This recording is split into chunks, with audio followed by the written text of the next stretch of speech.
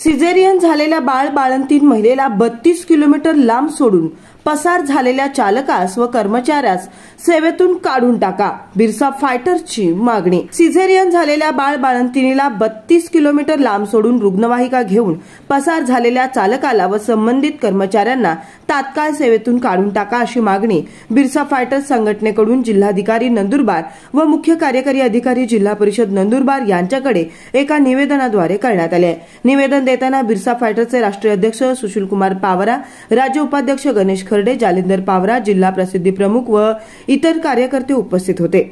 नंदुरबार येथील शासकीय रुग्णालयात सिझेरियनद्वारे बाळंतीण झालेल्या महिलेला रुग्णालयातून सुट्टी झाल्यानंतर घरी सोडण्यासाठी रुग्णवाहिका उपलब्ध करून देण्यात आली, परंतु चालकाने त्या महिलेला घरापर्यंत न पोहोचवता गावापासून 32 किलोमीटर अंतरावर असलेल्या धडगाव बाजारात जबरदस्तीने उतरवून दिलं।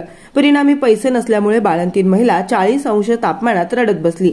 ही एक निंदनीय घटना आहे, माणुसकीला काळीमा फासणारी घटना आहे। सातपुड्यातील नर्मदा काठावरील माळ येथील रहिवासी असणाऱ्या रीना विलास पावरा ही महिला प्रसूतीसाठी नंदुरबार जिल्हा रुग्णालयात दाखल झाली होती। 6 दिवसांपूर्वी सिझेरियन प्रसूती झाल्यानंतर तिला व तिच्या बाळाला गावापर्यंत न सोडता मध्येच धडगाव बाजारात उन्हात तानात सोडण्यात आलं।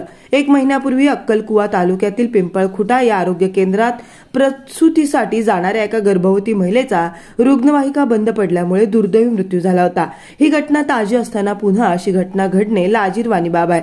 नंदुरबार जिल्ह्यातील आरोग्य यंत्रणेत सुधारणा न होता दिवसेंदिवस बिघडच होत आहे, त्यास आरोग्य विभागातील कर्मचारी जबाबदार आहेत।